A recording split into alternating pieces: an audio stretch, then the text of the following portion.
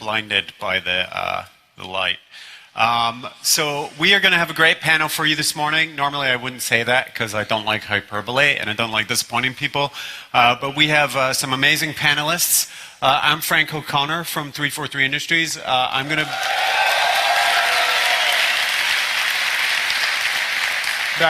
That is the correct reaction. But we have some much more exciting people for you to meet this morning, our panelists, and I'm going to bring them in one at a time. First, I'm going to bring in someone I've known for more than 10 years, the president of Certain Affinity, Mr. Max Hoberman.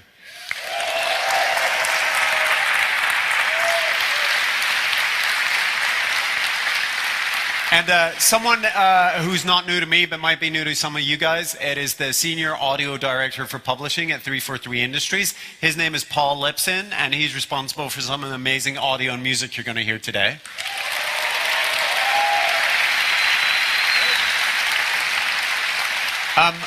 And someone who needs almost no introduction, rising this morning from her throne of skulls, Miss Kiki Wolfkill, executive producer at 343 Industries.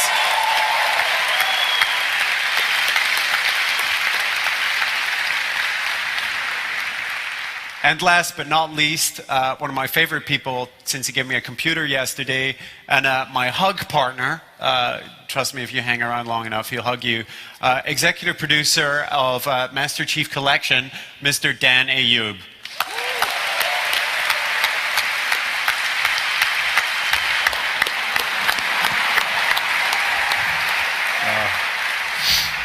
Very touching, and he likes to be very touching. Before we begin the panel this morning, though, we have a rather unusual event, and it might be a first for a Halo panel. Can we bring up the surprise little group of guests?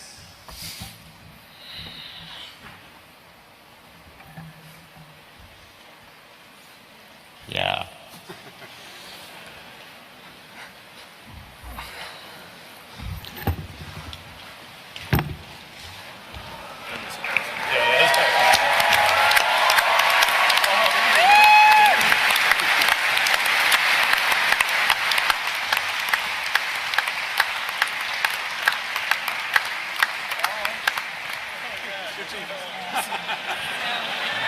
Check.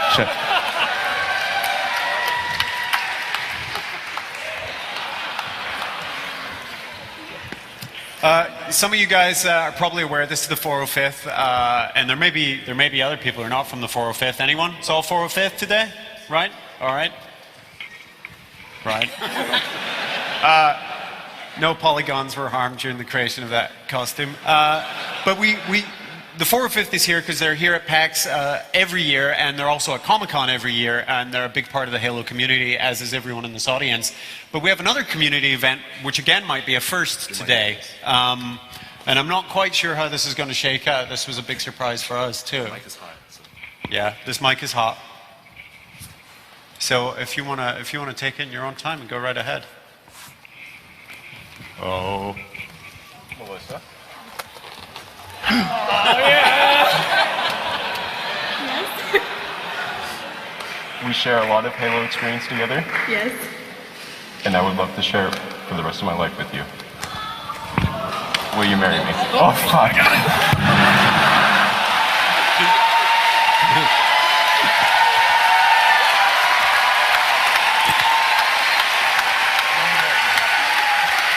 It's a yes! We're going to have a yes!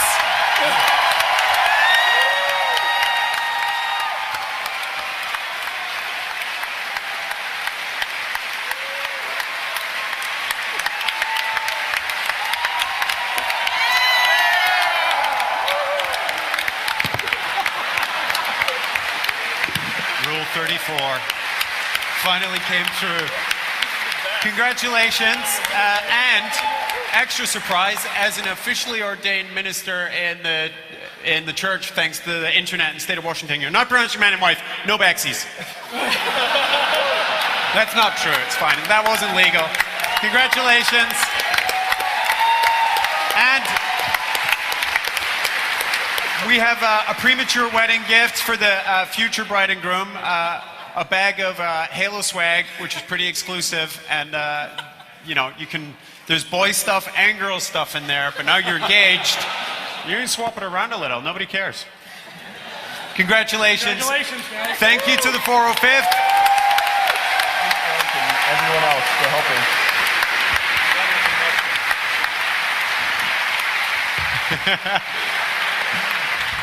And now we're going to get on with the show. Thank you, guys. Congrats. Good job. Thanks. Thanks for saying yes. That could have got awkward. Wow. Yeah, I don't think I can follow that act. Hey, Frank. Yeah. You need to give me a computer. Oh, yeah. There we go. I think you guys are married now. Yeah. So 2014 is a big year for us. It's the 10th anniversary of Halo 2. We're here today. Thank you. We're here today to talk about the Master Chief Collection primarily, but we have a few other surprises today, and we're going to be talking a little bit about Nightfall. But first, I think we're going to move straight to talk to Mr. Danny Youb about the Master Chief Collection. And can you summarize it for us a little bit? Yeah, absolutely. Hey, thanks for coming, everyone. Good morning. Right? You guys are awesome. So at a high level, the Master Chief Collection. So what we wanted to do when we started development of this was make something for you. How do we make something a little more awesome than we did the first time with that anniversary in 2011? And it all came down to going bigger. So we definitely wanted to do the anniversary treatment for Halo 2 because it was such a pivotal game for so many people. And what we knew about that from right away, from the get-go, was we needed to nail the multiplayer. So I think my first call was probably to Max when we got started on this. I was like, hey Max, I need you and certain Affinity involved in this. I mean, and fortunately, after getting him drunk, he agreed to do it. And the results have just been fantastic, and it's been great working with them. But beyond that, what we wanted to do was, we started thinking about the product. It's like, for the first time, we have an opportunity to have all of the Master Chief games on one platform at the same time.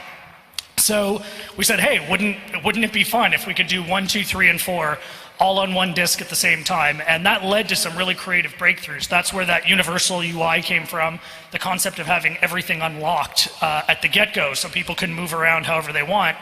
And quite literally every multiplayer map that's ever shipped for any of these games, all on their original engines, all running at the same time. And of course then saying, okay, well, let's make these games run at 60 frames per second and get all of that goodness that comes with it as well. So that's the game portion. And we thought, of course, that it would also be good to do that teeing up to Halo 5 coming out next year, and hence the inclusion of the Halo 5 beta into the project as well.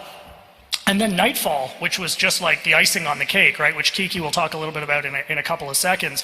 So having all of this together in one collection was really a fascinating development experience for us. First of all, because we really transcended just production, right? This went just beyond making a game. This was working with Kiki and her team to, get some nice bits going back and forth between the game and the linear series and all of that goodness. So at the end of the day, it turns into a really comprehensive edition that we're really proud about, and we've been thrilled with the response from the fans. I mean, I know I was nervous going out at E3 to talk about it, and everyone's reaction has been fantastic. So, I mean, at this point, I would just like to thank you guys for your reaction, because as we're crunching and things are getting heavy and hot, it's really the fan love and appreciation we're getting that's keeping us going. So, thank you.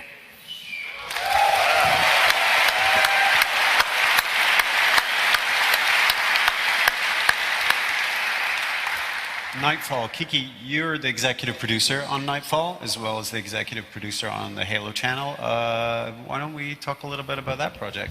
We can talk a little bit about Nightfall. Thank you guys for being here. I applaud you all, as well as ourselves, for being here on the first Saturday morning after the first night of PAX. Yeah, I know, seriously. I'm personally very proud right now to be alive. We've talked about Nightfall's connection to Halo 5 Guardians and the role that Locke plays in Halo 5 Guardians and that sort of connection point. We haven't actually talked a lot about some of the connection that we have with the Master Chief Collection and Halo Combat Evolved specifically. So I wanted to talk a little bit about the setting for Nightfall.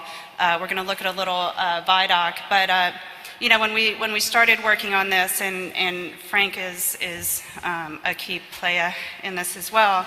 Sergio, our director, Sergio Mimica Gazan, felt really strongly that he wanted the setting to be a character in the story. And at the same time, Paul Shearing, our writer, was starting to really think about, if it's a character, what does that character do, and how does that character, which is the setting of the Halo ring, Alpha Halo from Halo 1, how does that setting sort of evolve, and how does it drive sort of the plot dynamics? So we'll talk about a little bit more of that in a few minutes, but let's take a look at a ViDoc we put together. I think it was Jeremy Patno on your team who originally had the idea of this fragment of Alpha Halo being a compelling setting. So let's learn a little bit more about it.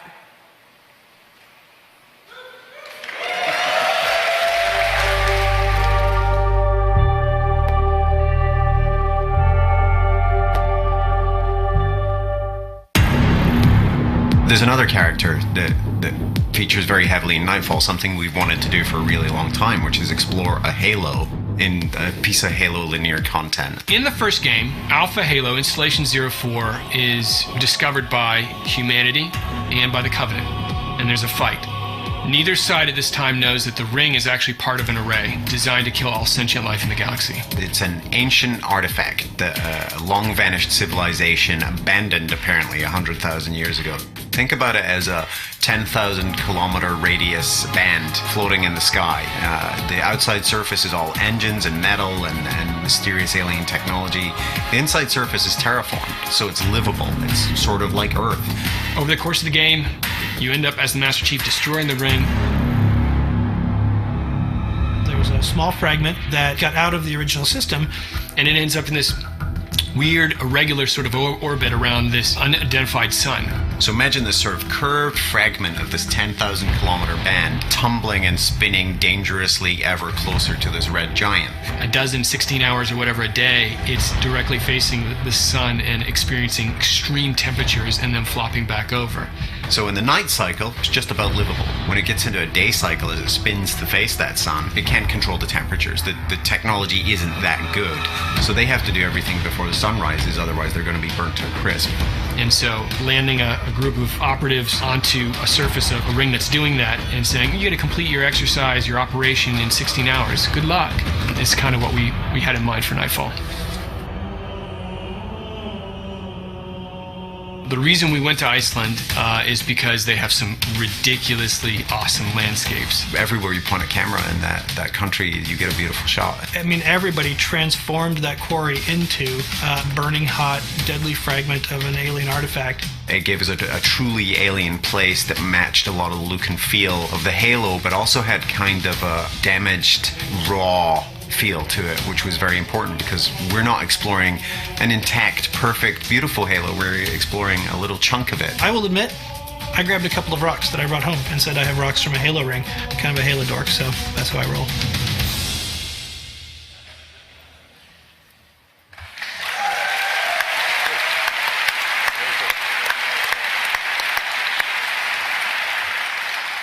So, as Kiki mentioned, the fragment of the Halo ring, Jeremy said, why don't we set it on a Halo? And then we discussed that, and we talked about which Halo, and we ended up with Alpha Halo, which was obviously destroyed, and that brought in some really exciting sort of potential. And that came in sort of in the middle of the development of the script. Can you describe a little about how that sort of changed that process and the way we thought about the characters?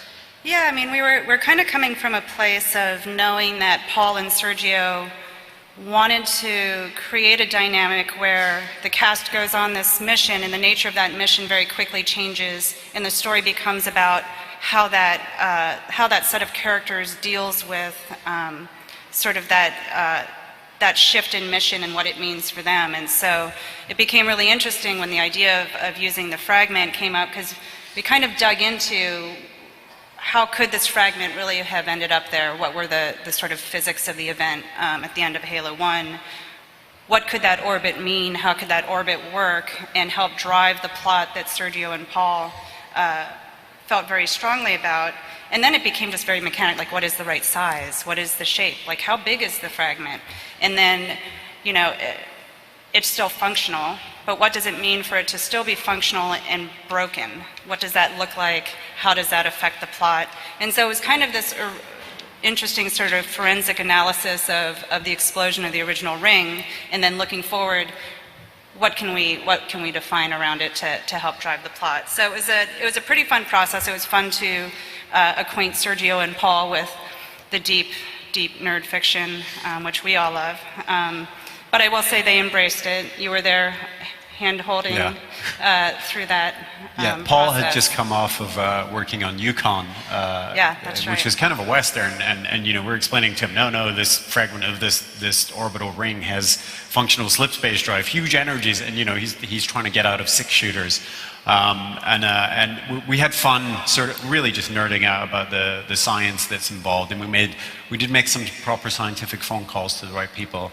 But it actually it ended up working really well with the story we'd already kind of broken, and it ended up sort of inserting itself smoothly and definitely improving it, I feel. So. Yeah, and I can confirm that Kevin Grace is indeed a kleptomaniac. He has stolen things from foreign countries. Yes, he obviously hasn't seen the Brady Bunch, or he wouldn't have tried that. But Yes, the 4 we're people afraid of old the enough to curse. get that, Claude. Yeah. And actually, maybe you can explain how that influenced the naming, which is always by far the most controversial thing anybody does in any fiction, whether it's movies or games. Yes, second to credits, naming is the best thing ever. I mean, we, again, kind of getting back to wanting this setting to be a character in the story, I think we landed really quickly on sort of the nature of that orbit, and we'll talk more about sort of the impact on plot soon, but I think that became a key point. And so Nightfall, and the idea that not only was the environment changing, but they also were sort of being driven by a very dire schedule. Defined by that as we orbit. were. Yes, as we always are. Yeah. So Nightfall really came from that. And Nightfall, it's obviously one of the prize pieces that you're going to see on the Halo channel later this year, but it's not by far the only piece you're going to see. So Kiki, maybe you can tell us a little bit about the way content's expected to roll out on the Halo channel. Yeah, I mean, so we announced the Halo channel recently at Gamescom, which is our new sort of interactive digital network, which is about all things Halo. Nightfall will obviously premiere, and we've talked about sort of Halo Twitch programming and being able to launch to our Xbox One games from there. But we also have an internal programming team, some of whom are here, who are putting together a pretty amazing lineup of content, both things that we're producing internally, but also content that we're working with different partners on. This is a quick shot of our guide, so you can see sort of the categories of content. The Halo universe is really broad, and people have sort of their favorite areas, whether it's universe fiction, esports, news, but for us the priority is how do we make sure that there's sort of consistent and scheduled programming and a reason for you guys to always keep coming back for new content. So that's what my internal programming team is working on, and I think we have a little video here that just gives you a little bit of a taste of some of the content that we'll have when we launch.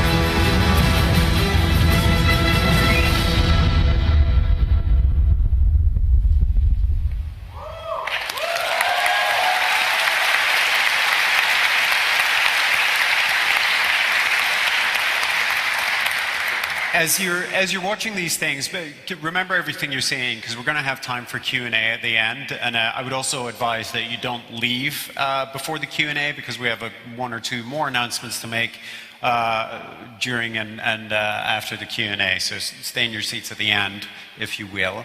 But we're gonna transition a little bit from visuals, which is really what Nightfall is about, and I'll let Dan make this transition for us as we talk about audio. Yeah, so at Gamescom, you may have heard, we were talking a little bit about the evolution of that switch feature. So you guys may remember the first anniversary, we introduced that ability to swap back and forth between the new graphics and the classic ones. One of the things we wanted to do with Halo 2 Anniversary was evolve that feature, because we got a lot of great feedback from the community. People really enjoyed it, so we thought, okay, we've got some more power to play with now. How can we evolve that feature a little bit? So what we talked about at Gamescom, and we showed this to a few people, was, first of all, that switch is now instantaneous. So if you remember the treatment in the first anniversary, it kind of faded in and then came back. So now when you do that swap, it's right away. So it's really quite cool. You go from old to new immediately. But one of the things that we were pretty passionate about, and Paul in particular was pretty passionate about, was involving that feature to include audio. So now when you do the switch, so you can be in the old version and you'll hear the old sound effects, the old music. Now when you hit the swap, you also transition from old music and audio to new music and audio instantly as well. And it's a pretty dramatic difference. So Paul, why don't you talk a little bit about that process, what we've done, and all that good stuff. All right. I'm glad you didn't say, it would have been thanks. weird if you'd said no. Thank you for Thanks, Dan. And again, it's great to be here. What's up, Halo Nation? It's awesome to see all of you here at PAX. And yeah. I mean, it's a thrill to present to you what's an exclusive, never before heard look at both music and also some sound effects that we have for Halo 2 Anniversary. And I mean, when all of us here sat down to plan this, we knew that we wanted Halo 2 Anniversary to be a celebration, but also an innovation. And audio is obviously an essential pillar to that, as all of you here know. So I wanted to kick things off a little bit by looking at the music first. So our goal was to adapt and reorchestrate the iconic and masterful score of Halo 2, and that was originally composed by Marty O'Donnell and Michael Salvatore.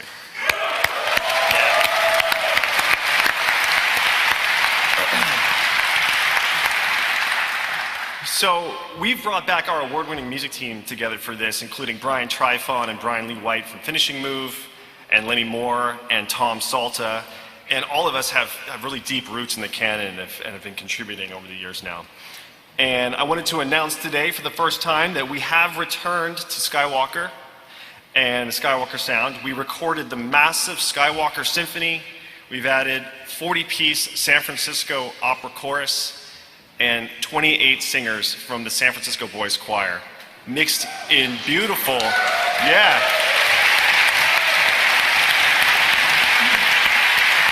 And it's all now mixed in just a gorgeous surround sound mix. That's a big upgrade from the original score.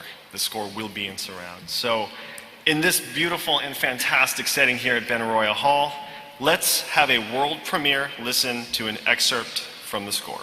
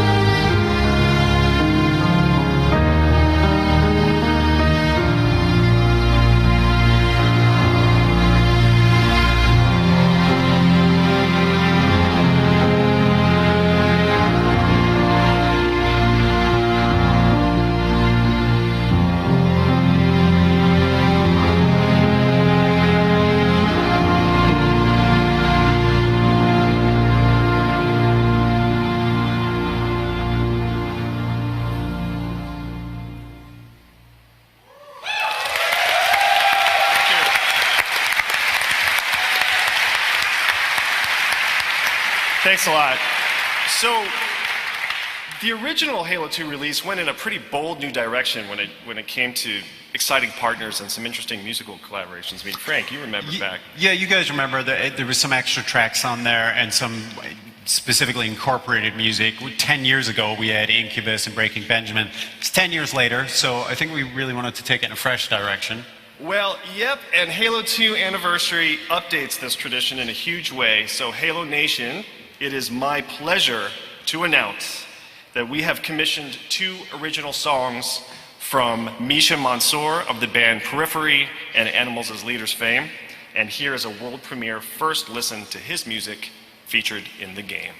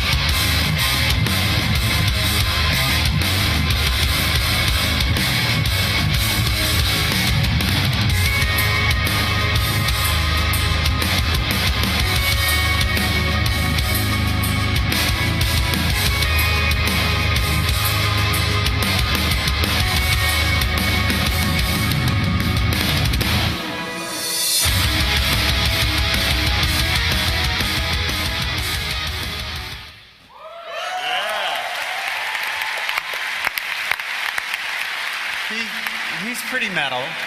He's pretty metal. So is he replacing any of the sort of guitar stuff we heard in the... you know, I mean, last but not least, it just wouldn't be Halo 2 without a guitar legend. So I am delighted to confirm that Steve Vai is back for Halo 2. And he's recorded with us at Skywalker Sound as well. It was a gorgeous and unbelievable session. We had a blast. Here is a first listen to Steve absolutely bringing it on the score.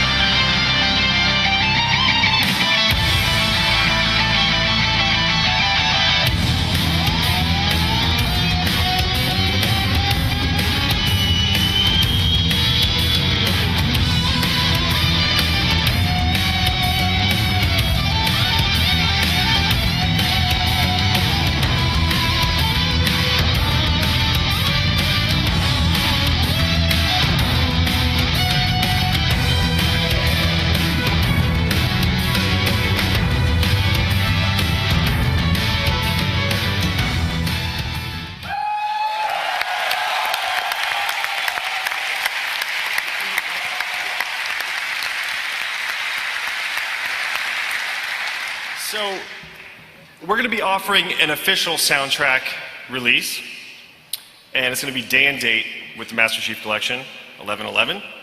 And we're going to be offering a double CD, global digital release from your favorite online retailer or subscription service, and a limited edition vinyl. So, stay tuned to Halo Waypoint for more information as this rolls out. So, let's turn our attention now to talk a little bit about sound effects, because you know, you really just can't have Halo game without killer sound effects. And you know, this was another essential pillar and component to Halo 2. And it was not just a simple content swap for us, but an entire system design overhaul.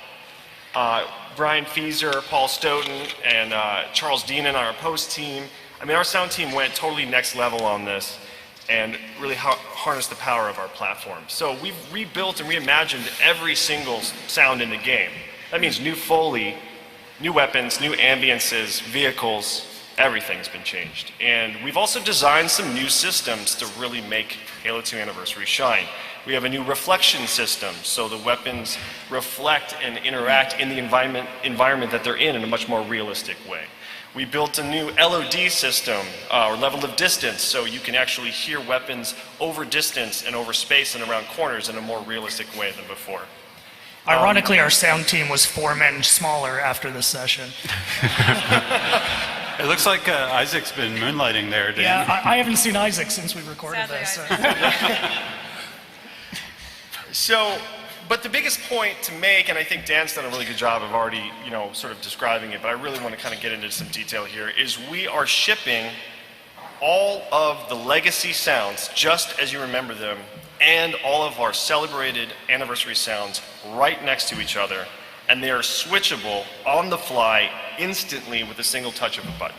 You are getting 2 entire sound trees. That includes music, that includes ambience, that includes weapons, all switching instantly with a touch of a button. And that's never been done before, and something we hoped for Halo 2 anniversary, and I'm really happy to say we are delivering that to you.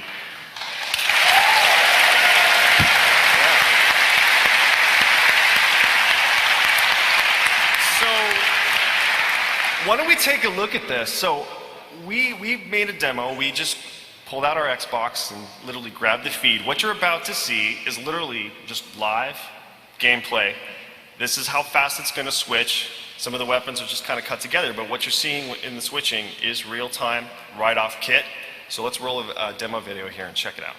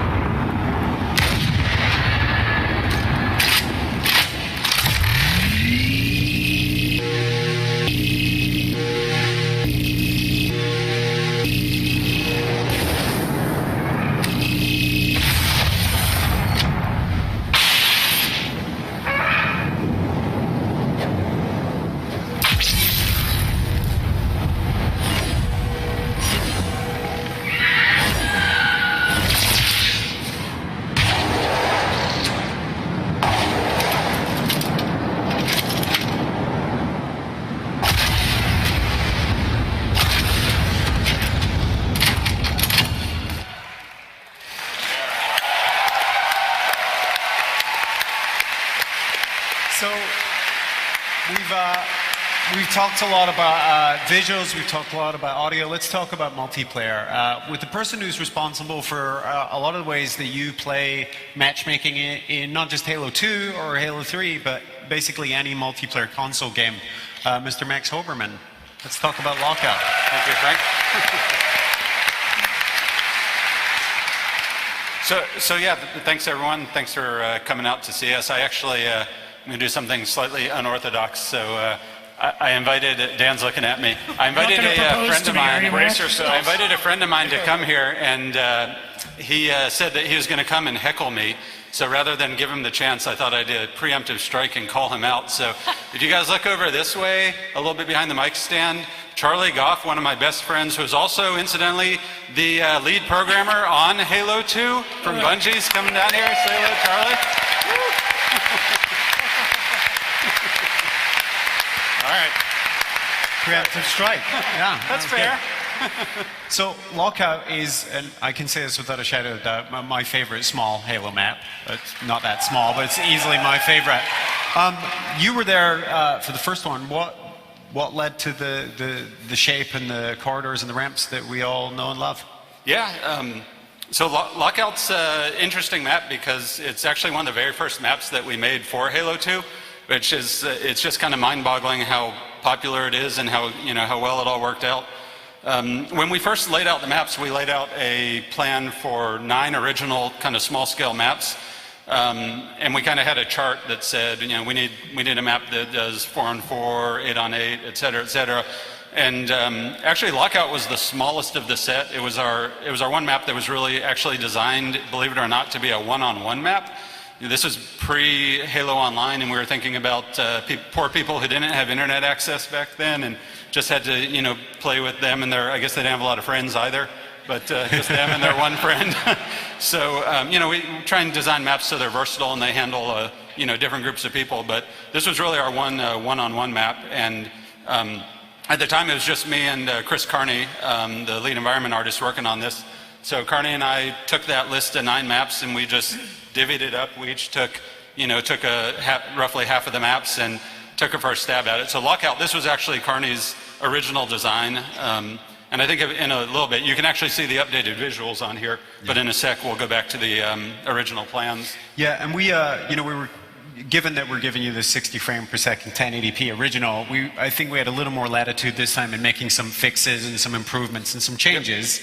Can you tell us a little about those? I'm looking at the bigger elbow and the ramp there, for example. Yeah, so Lockout is a very, very tricky map to make changes on because it's so popular and there's so much that just works so well on it. So, really, really careful about this and really deliberate. You can see here, there are a few improvements, though, things that we thought can make it better. So one of them is here in the elbow, which is that long ramp. Right at the corner, we actually added a little bit more play space. And if you look kind of to the right of the image, you'll see there's a cover piece over there. So when you're fighting up the ramp, you actually have a little bit of cover. And this has been playtesting amazingly well, so super excited about this. Plus, if you have like King of the Hill or something, Crazy King, now there's a little more area down there for that objective games. So that's one change. Yeah, I abuse that spot non-stop. I stand in the fusion coil corner and ping people's heads. So if I can abuse it, there is probably something wrong with it. That's a scientific fact. We have some new features. Yeah. So this is this glass piece in the center, right in the middle of the map, is now breakable. It's pretty tough. It takes a lot to break it. But it really kind of changes up the gameplay when you do break it, and all of a sudden you have this interconnectivity between those center levels. And just to make sure nobody's scared about this, you can go into Forge. There's an alternate glass piece that you can plop down instead of the breakable one, and you can have it old school, not breakable. So don't worry about that. But if you like it and you like the change that it makes, you can always go in there. You can also control the stalactites, whether they're on the map or not. I think so. Yep. Yeah. Yep. So what do the stalactites add? Yeah. So these are really interesting. There's 3 of these giant stalactites hanging from the ceiling. This map, this is a very competitive map, and when a team gets in a really strong position, it can be really tough to dislodge them. So that's really what this is all about, is giving you an alternate. The one in the center is a little bit different. The one in the center will actually knock the glass out, break it for you. So it gives you a quick way to get, to break that glass. But then on either side, on the battle rifle tower, over in the sniper tower, an entrenched team, you can hit this stalactite, drop it down on their head, and kind of change, when somebody's doing really well, you can shift the battle back in your favor a little bit. So this has also been playing really well. It's a lot of fun. Again, this is all forgeable, so we can go back to classic versions without this stuff. And your process at Certain Affinity is obviously very similar to ours, so maybe you can talk us through how you get to a beautiful polished map from the crazy idea in the first place. So sorry, you want to know how this all? Well, we just we have these slides showing this what looks like very simple geometry. Yeah. But there's a lot of testing and there's a lot of sort of prototyping before you get to a polished space. Oh yeah, this is. So I'm glad we pulled this up. This is actually Chris Carney's original design for Lockout. And if you look closely, this is actually really cool because it's we're trying to design a really small map. 2 players playing on one-on-one. It's really not fun if one guy just goes and camps and hides. So this map was always meant to have these lines of sight and this connectivity, a lot of chasing each other and jumping. And I pulled up some of the old design docs and was looking at those, and you can see explicitly calling out these angles, so you can just see somebody pass, through, this line of sight and all that. So this is the original map, and what's actually interesting about this right here is this is actually what we built, the first playable that we built right here. And it didn't actually work very well. There's a lot of places where, like over in the lift in that room, and actually over here on the left side also, where you kind of get stuck and you kind of get trapped in there, and it's such a, there's so much visibility on the map, you really can't move around. So when we first made this map and we first played it, we were kind of scratching our heads because it wasn't actually working that well and it wasn't playing that well. So I remember I actually got my hands on this. This was an old Photoshop file with a bunch of layers in there, and started mucking around with it and trying to figure out what we do. So if we advance the slide one, watch the left-hand side of the screen. These are some of the things I was proposing. So hey, what if this ramp goes around the building? And hey, what if you could go up on top of what became the battle rifle tower? Although I think we were still planning ladders then, so I'm glad we got rid of those. But yeah, this is the type of, we made these changes. What we were calling the elbow earlier, that entire walkway didn't exist. So once you're in there, you're really trapped. And we actually added that in there. That was another proposal. And those few changes just completely changed the map. And I think, I think for the rest of development, which this was done really early, we did this in the first probably 6 months of Halo 2 development. For the rest of development on Halo 2, this was the favorite small-scale map. And we really didn't make a whole lot of changes at that point, except for really subtle fine-tuning. So, oh yeah. Shotgun corridor. This is actually inspired from a corridor in Marathon, right? Yeah, Frank and I were chatting about this earlier, and I was telling him this was back in the days. Actually, Charlie and I grew up playing Marathon together. One of my all-time favorite Marathon maps. Yeah, I got some Marathon fans. A lot of Halo multiplayer, and certainly my inspiration and knowledge about FPS multiplayer came from Marathon. One of my favorite maps is a map called Mars Needs Women, which has this long corridor, this little dark spot at the end that you can kind of hide in and get the jump on somebody. So, yeah, I really wanted to get that in here. I wanted to have one of those dark corridors that you could go down there and just hang out and surprise people. So that was actually the inspiration for the. So why don't we take a look at the map in motion? Bravo, one of our community guys and one of our multiplayer legends, made a little bit of a video that gives you a little bit of tour of Lockout and how it plays.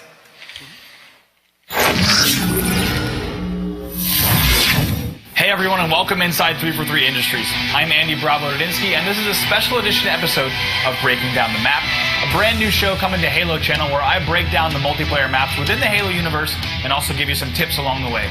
In today's episode, we're going to take a short look at one of the most iconic and beloved maps of all time, Lockout. The original Lockout takes place on a remote, frigid flood research facility, and the updated version looks just as frigid and isolated, and also better than ever. Certain Affinity has done it once again with this version of Lockout, and given the optimizations that they've made that enhance the playing experience, this one might even rank higher than the original. This updated version of Lockout is more about optimization than broad changes, and one area that this really shines is the skill jumps and trick routes that exist on the map. Let's walk through a few of these that I think you'll want to know about. Let's start with the area called the BR Tower, due to the fact that the battle rifle spawns at the top. If you're coming from top mid, then jumping to the top is as easy as 1, 2, 3. It's also easy to do from the left side, also known as the open ramp, and also from the right side, known as the library. Now these certainly aren't the only trick jumps we've carried over from the original, so make sure you play around on Lockout come November to see what else you can pull off. Next up, let's talk about some of the new features on the updated version of Lockout. Minimal changes have been made to Lockout, so I'll keep this segment short and sweet. One of the first things you may notice while playing is that the glass on top middle is now breakable. This wasn't possible in the original, but don't worry, it takes quite a bit to break the glass, and once broken, it will eventually return to its unbroken state. Besides that, mostly everything on Lockout will play exactly as you remember it, except for the stalactites that can kill you from above with a shot. Keeping in spirit with each map having an interactive element, there are 3 stalactites that can be shot and dropped onto your enemies. One for the BR tower, one for top mid, and one for the sniper tower. Just like all interactive elements in Halo 2 Anniversary, the stalactites can be toggled via filters. Be on the lookout for more episodes of Breaking Down the Map on Halo channel when it launches, where I'll be covering Lockout as well as more maps within the franchise. Thanks so much for watching, and we'll see you next time.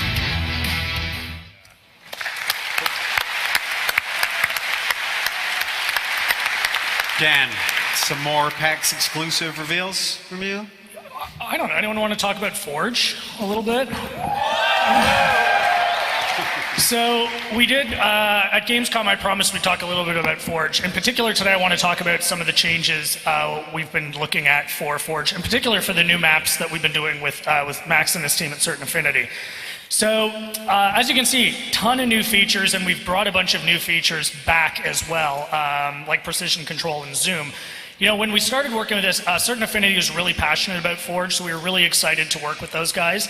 And we're really, really passionate working with our team, coming together to really bring some new features to Forge.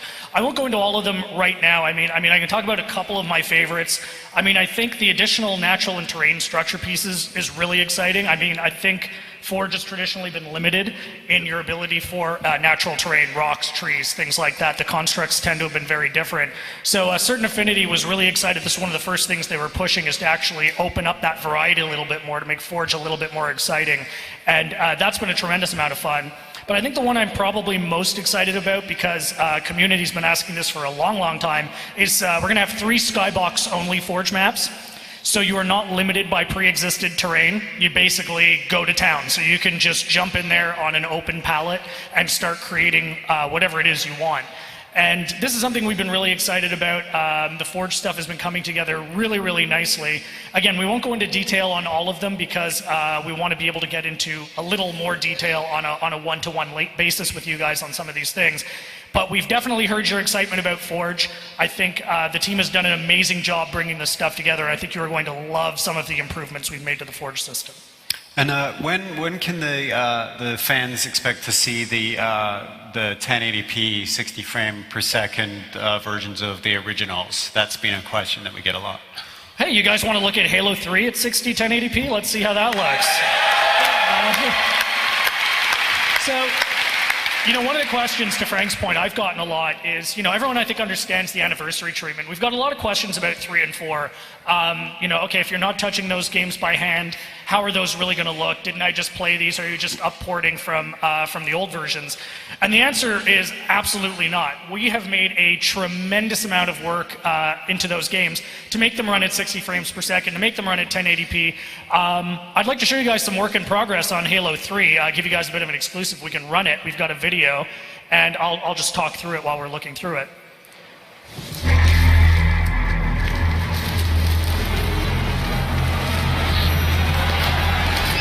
Wait! The Arbiter's with us!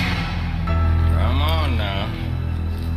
Got enough to worry about without you two trying to kill each other. Were it so easy. We must go. The brutes have our scent. All right, so we'll get rolling. They must love. And again, hopefully this is coming through nicely on the screens, but let's hop in and check out some gameplay. So this is Halo 3, believe it or not, at 60 frames 1080p, and what you can immediately see from it is how much more fluid the gameplay is. It's coming across nicely in the video. You really sense the difference when you pick it up and play. You can actually see here as you look up at the canopy, a lot of individual detail is also coming through, which you couldn't see prior to that. Back at the office, we've actually got versions. We have 2 TVs going for both this and 4 that have the original running next to our new ones, and the difference is pretty dramatic. This is actually a great spot. You can see some of the changes we made to the lighting systems, to the shaders. So, you know, it's hard to believe that this is Halo 3 and it's looking so incredible. The water looks great. So, whereas we're not going in and hand-touching all of the content like we are for Halo 2 Anniversary, this Halo 3 and Halo 4 are still getting a pretty dramatic upgrade. You get the benefits of 1080p, you get the benefits of 60 frames per second, and it's really a fun exercise for us, because we're taking these games from a technical standpoint without touching everything by hand and bringing it in and making it feel like a modern console game. So we just wanted to give you a sneak peek at that, but it's pretty exciting, and I can't wait for you guys to get your... Thank you. Thank you. So we will have we do have time for some Q&A, but before we start that, I'd firstly like to thank the panel individually: Max Holberman, Paul Lipson, Kiki Wolfkill, and Danny Youb for joining us this morning. And thank you, Frank. And yeah, they know. We're good. But I believe we have one surprise, and this is anyone who's been to Comic-Con probably knows what this surprise is. Somebody is sitting on a exclusive, in that there were only ever 4, Master Chief Collection Xbox One. And someone is sitting on that, and if they reach under, not only under their seat, but on the short side of under the seat, they should find a sticker. And if they don't, I'm going to direct the person, because the sticker's flat. Lucky for somebody, 13 and row L, check under your seat. I did get that right, Che, right?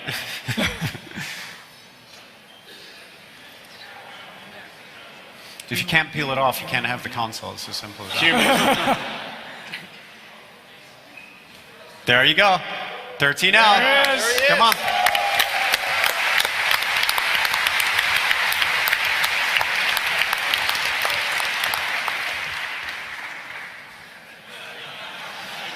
You can come up. We know it's there.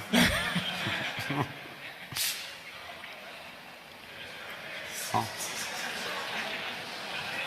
Yeah. Yeah.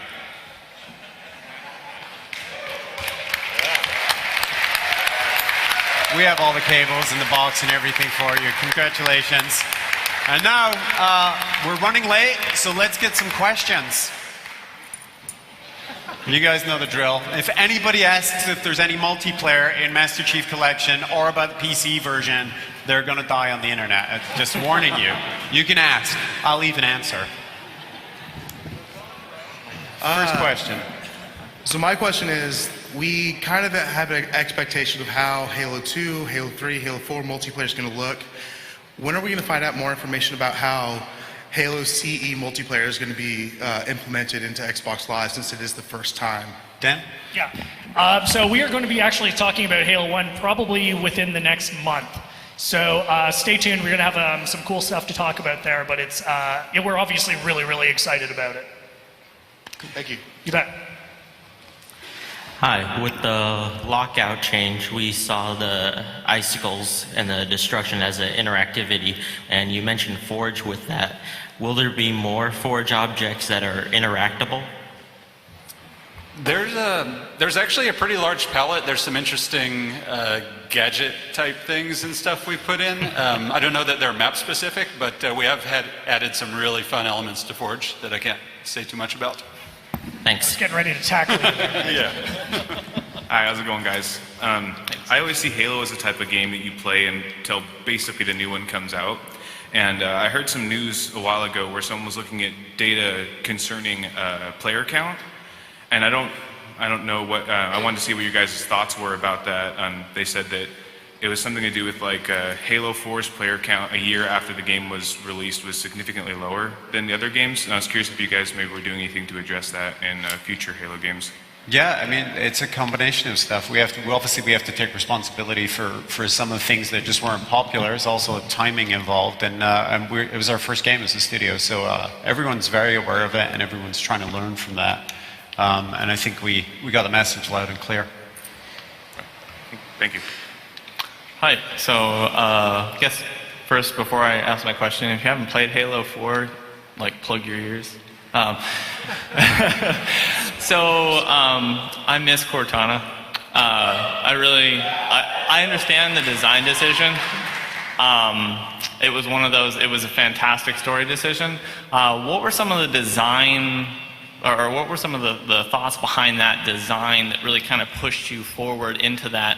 And I guess was the idea to kind of maybe isolate Master Chief, to kind of maybe put this as the reboot, really kind of make him on his own? Like, what was the thought? No, we can't obviously talk too much about story.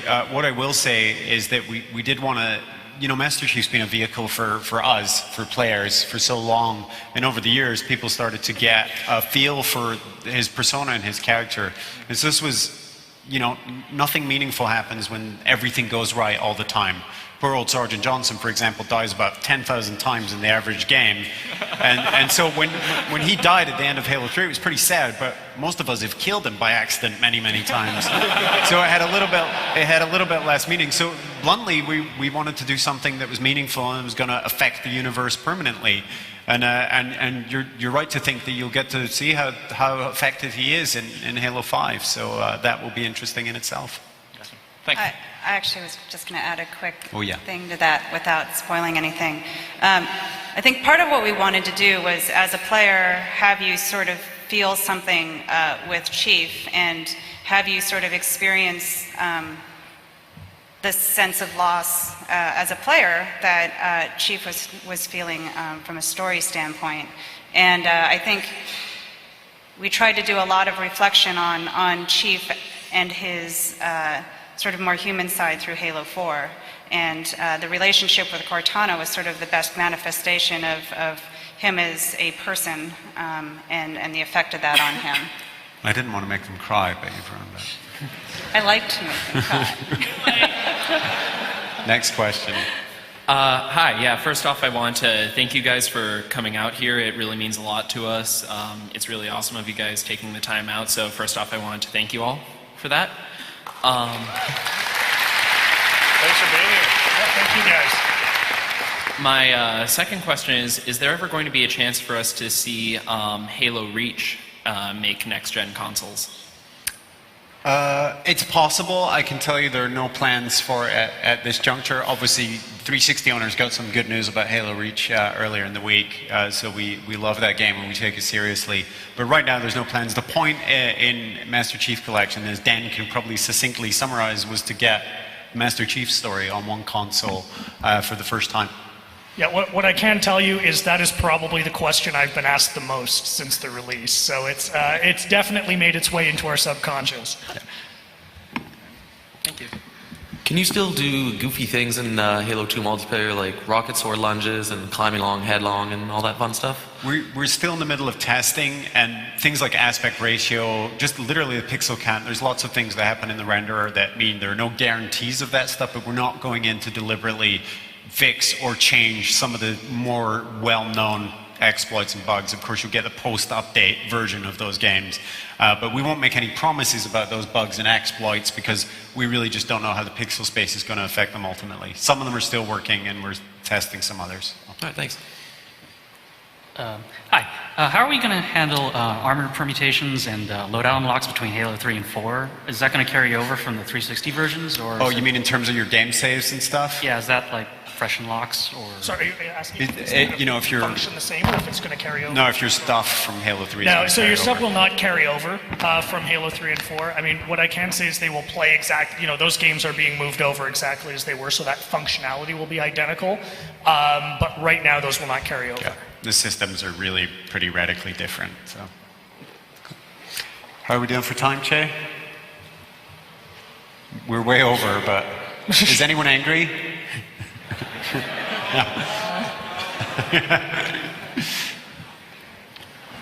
My original question was actually his, so that sucks.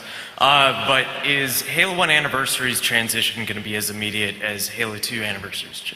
Yes, it is. So the improvement we've made to it on 2, we went back into the same thing for 1. So when you do the switch on 1, it will be instantaneous as well. Cool. Thanks.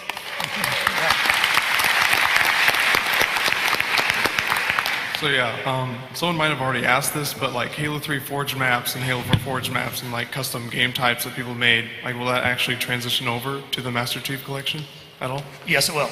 It will? Okay. Yes. Cool, thank you. Pretty much, so when you think of those games, think of it like if it was in the original, it's going to be in this version as well. All right, cool, thank you. You bet. In the first anniversary, the sound didn't transfer automatically, it was chosen. We have the option to listen to the original audio when we play updated graphics on the Halo 2 anniversary. So I think I understand your question. So what's different between our first anniversary and our second is that we're actually shipping both sound sets simultaneously. So when you see legacy graphics, you're going to have all the legacy audio. And when you see new graphics, you're going to have new audio. And those switch back and forth. So we wanted to, this is one of the biggest points of feedback we had from our fan base. We wanted to give fans everything. We wanted to say, if you want to enjoy your original memories and just play it exactly as it was 10 years ago, you absolutely can do that.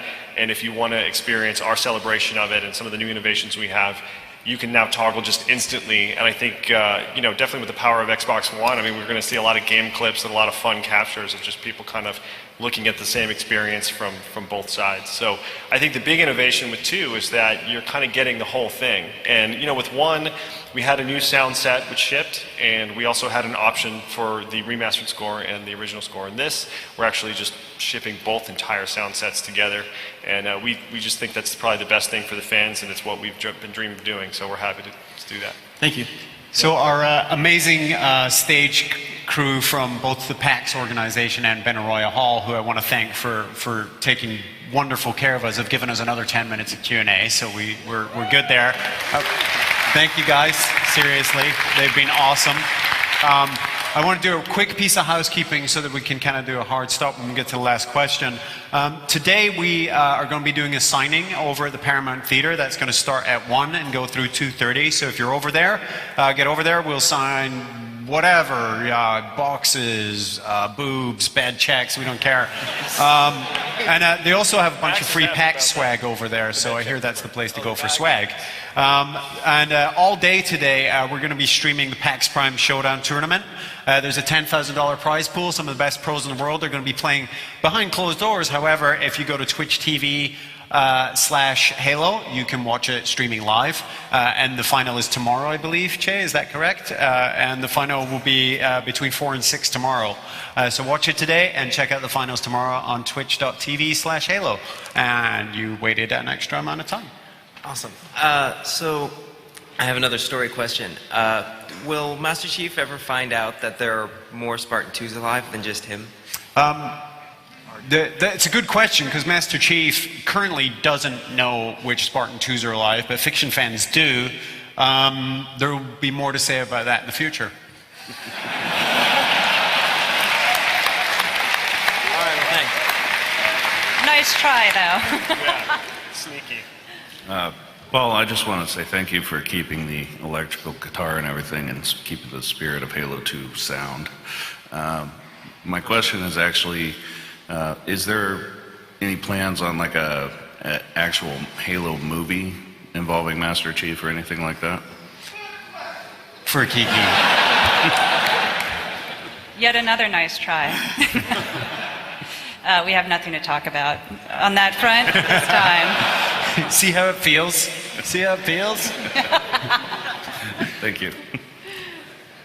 All right, first off, I'd like to mean no offense by this shirt. You guys are doing a great job. Dan, Frankie, keep up the legacy. Kiki, I love your name. Sound design's amazing and truly inspirational. Chucky signed it, and Max, nice. Level design, I love it, I love it. On to the question, which hopefully you can answer.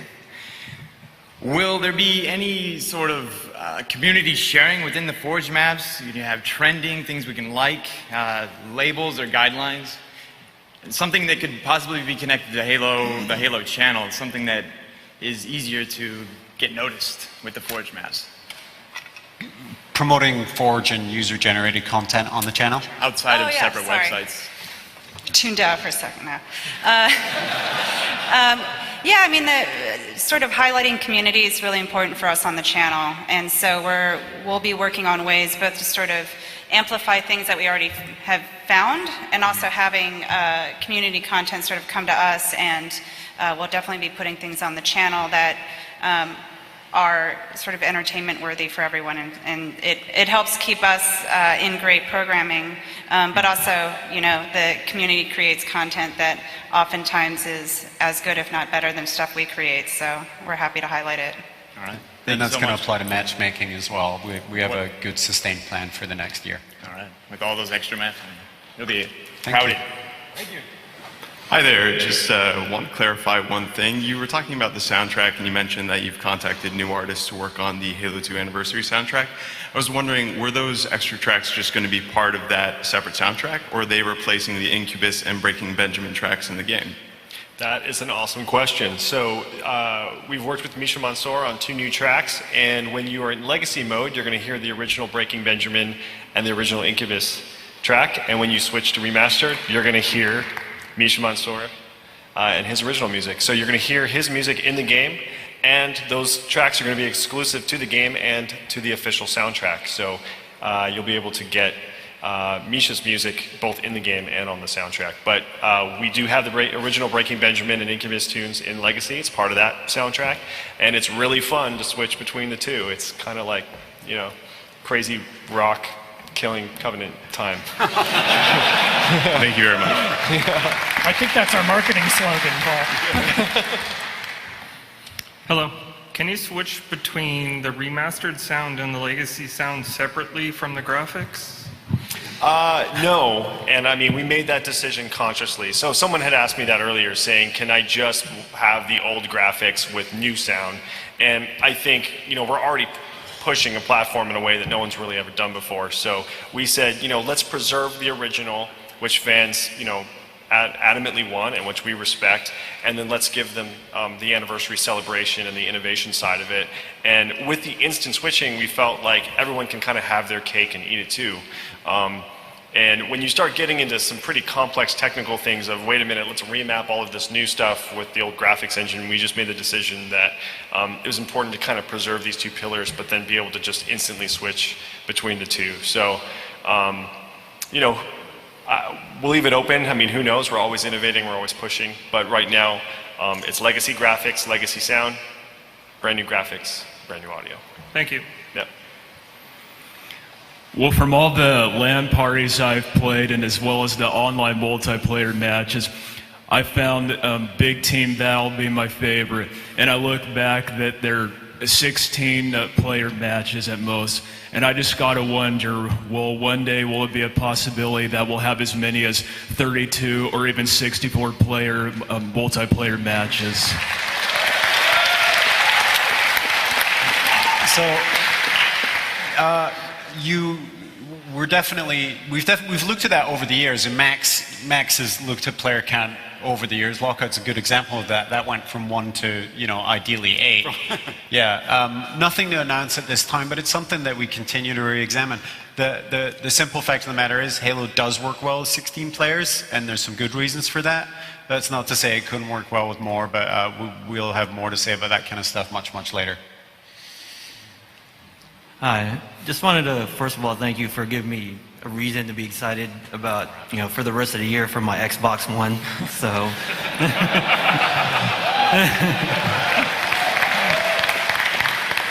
but my question is, with the sound changes, you guys gave the weapons a little bit more pop. So how does that relate in terms of like damage between the legacy version and the updated version? I'm sorry, is your question, is it changing the damage? Is that what like, you asked? is there any kind of changes that were made with the updated version? No, the weapon functionality will be identical, but you probably feel like they died super hard with the new sniper. Right? They couldn't even have a ghost at that point. Just a massive skull.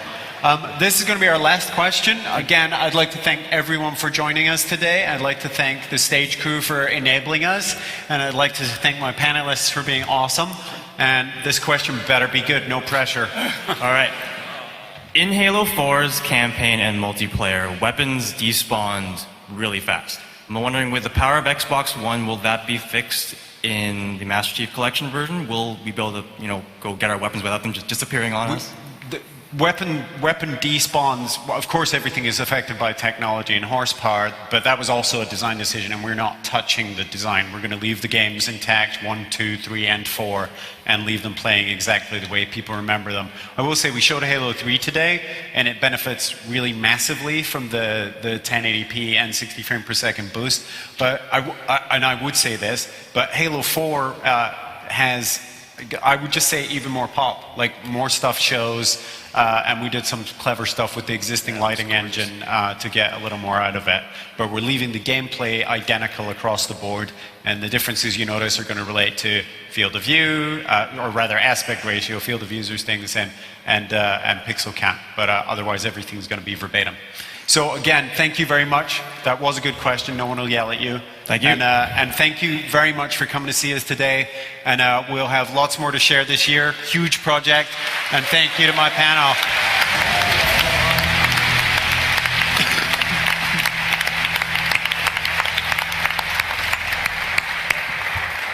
And again, the